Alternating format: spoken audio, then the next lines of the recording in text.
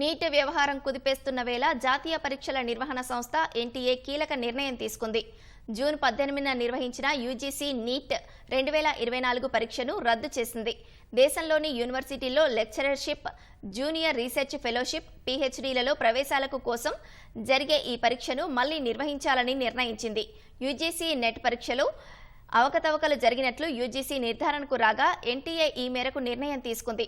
దేశవ్యాప్తంగా ఈ నెల 18న 1205 సెంటర్లలో జరిగిన ఈ పరీక్షకు దాదాపు 9 లక్షల మందికి పైగా అభ్యర్థులు హాజరయ్యారు.